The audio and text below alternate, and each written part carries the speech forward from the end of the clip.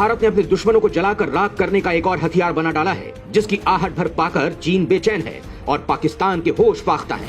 भारत ने एक साथ 10,300 बमों से हमला करने की तकनीक इजाद कर ली है। जी हाँ दोस्तों, 1, 2 या 100, 200 या 1000, 2000 बम नहीं, पूरे के पूरे 10,300 बमों से एक झटके में हमला करने की काबिलियत हिंदुस्तान के वैज्ञानिकों ने सालों की कड़ी मेहनत और दशकों लंबे चले रिसर्च के बाद खोज निकाली है। इस तकनीक का तोड़ ना तो चीन के पास है और ना पाकिस्तान के पास। जब से भारत के इन दोनों दुश्मनों को इस महाबम का पता चला है, तब से दोनों देशों में हड़कंप मचा हुआ है। दोनों देश थर थर कांप रहे हैं, उनके हलक सूख चुके हैं। तो चलिए समय गंवाए बगैर आपको बताते हैं आखिरकार भारत ने किस तकनीक से ये महा उपलब्धि हासिल की है।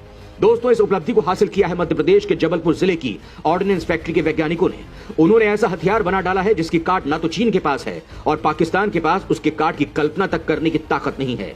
यह हथियार स्टिल्थ टेक्नोलॉजी को भी मात दे सकता है और जल, थल या आकाश कहीं से भी और कहीं पर भी दुश्मन का जहन्नुम का टिकट काट सकता है। हिंदुस्तान की इस उपलब्धि से भारत का डंका पूरी दुनिया में बज गया है। दोस्तों, हिंदुस्तान ने अब अपनी काबिलियत के बूते अंतरिक्ष, medical, defence, education, marine, science और एविएशन समेत तमाम सेक्टर्स में दुनिया को दिखा दिया है कि अब भारत किसी से कम नहीं है।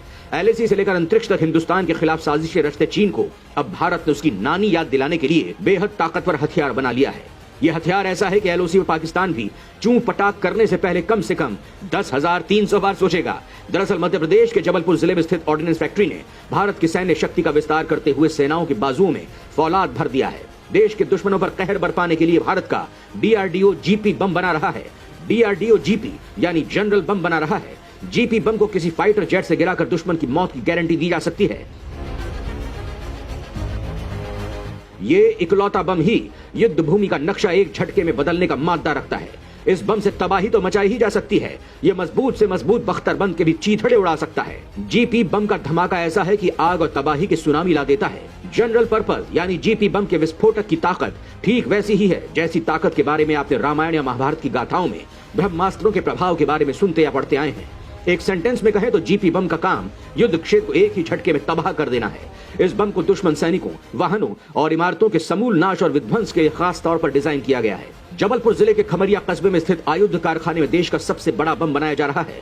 पाकिस्तान और चीन जैसे पड़ोसी देशों की लगातार धमकियों, चालबाजियों और साजिशों के बीच इसके निर्माण को तेज कर दिया गया है। इस बम को खास तौर पर डिजाइन ही इस तरह से किया गया है कि यह बम पाकिस्तान के किसी भी एयरपोर्ट को एक ही हमले में तबाह कर डाले। इतना ही नहीं, चीन की बुलेट ट्रेन भी इसके निशाने पर आ सकेगी। चीन ने जो हिमालय पर अपनी रेल लाइन भारत के खिलाफ गोला बारूद, असलहे और फौजियों को लाने ले जाने के लिए बनाई है, वो भी GP बम के निशाने पर आ चुकी है। ड्रैगन इसलिए बौखलाया हुआ है और इस बम पर पिछले कई सालों से रक्षा अनुसंधान एवं विकास संगठन यानी DRDO रिसर्च कर रहा है। पिछले साल इसके टेस्ट रिजल्ट आने के बाद इसकी उत्पादन को हरी झंडी दे दी गई है। दोस्तों, इस प्रोजेक्ट को रक्षा विशेषज्ञ भारत के लिहाज से गेम चेंजर बता रहे हैं। अगर ताकत की बात करें तो सामान्य GP बम 500 किलोग्राम वजन के साथ 1.9 मीटर लंबा होगा। इस हाई एक्सप्लोसिव बम को बनाने के लिए पुणे से high energy materials research laboratory की टीम ऑर्डिनेंस फैक्ट्री भेजी गई है। GP बम अपने आप में 10,000 से ज्यादा बमों का एक खजाना है। हर बम में 15-15 मिलीमीटर के 10,300 स्टील के गोले लगे होंगे। विस्फोट के बाद हर शेल 50 मीटर तक के टारगेट का शिकार करेगा। यानी GP बम खुद में 10,300 बमों की एक फौज को समेटे हुए दुश्मन पर तबाही बनकर टूटेगा।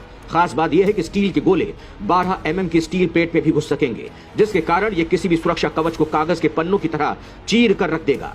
बमों को इस तरह से डिजाइन किया गया है कि इसे जगुआर और सुखोई Su-30 MKI में भी लोड किया जा सकता है। इससे भारत की रणनीतिक ताकत में बेतहाशा बढ़ोतरी होगी।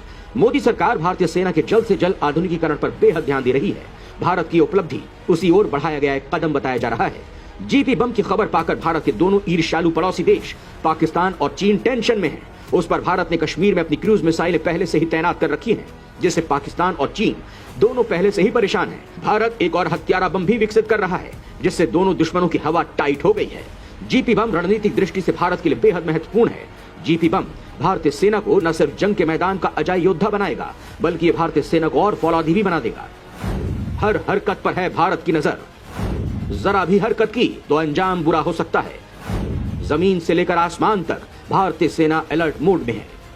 ऐसे समय में जब चीन की हरकतें उसकी मंशा पर संदेह पैदा करती हैं, भारत ने अपनी तैयारी मजबूत कर ली है। इमरजेंसी ऑर्डर पर इजराइल ने भारत को टैंकों का काल दे दिया है। जी हां, भारतीय सेना और एयरफोर्स ने इजराइल से मिली अत्याधुनिक anti tank guided missile ATGM को शामिल कर लिया है। इजराइल के इस खतरनाक हथियार को टैंकों का काल यानी tank killer, Israeli tank killer कहा जाता है। ये लंबी दूरी तक मार करती हैं और पावरफुल इतनी होती है कि बख्तरबंद गाड़ियां पल भर में ही तबाह हो जाएं।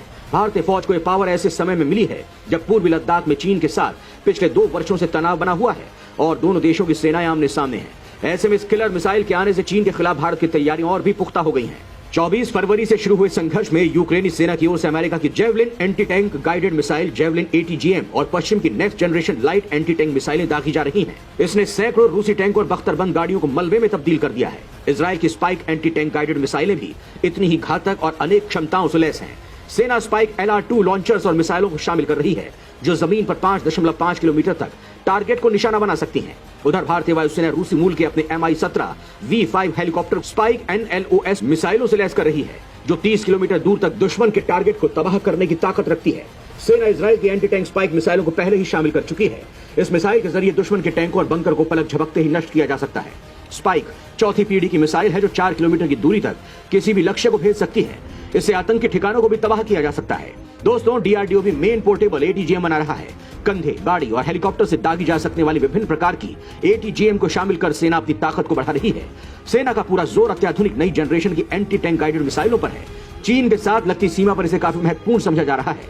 चीन के साथ तनाव के बाद भारत ने चीन बॉर्डर इलाकों पर कम्युनिकेशन नेटवर्क सुधारने का भी काम तेज कर दिया है। ईस्टर्न लद्दाख के डेमचौक इलाके में कुछ दिन पहले ही नए कम्युनिकेशन टावर की शुरुआत की गई। इसके अलावा पूरे लद्दाख में 35 नए कम्युनिकेशन टावर लगाने का काम चल रहा है। कम्युनिकेशन नेटवर्क सुधरने से बॉर्डर इलाके पर रह रहे लोगों को तो फायदा होगा ही, साथ ही इससे सेना को भी मदद मिलेगी। इन कम्युनिकेशन टावर को सेना की मदद से लगाया जा रहा है और इनकी सुरक्षा और देखभाल भी सेना के साथ मिलकर स्थानीय प्रशासन करेगा। अरुणाचल प्रदेश में भी बॉर्डर में नेटवर्क सुधारने का काम किया जा रहा है। मतलब साफ है, चाइना की बर्बादी का पूरा सामान भारत ने तैयार कर लिया है। अगर चाइना ने जरा भी हरकत की तो अंजाम इतना भयंकर होगा कि चाइना में बस राख के ढेर ही दिखाई देंगे। जय हिंद, जय भारत।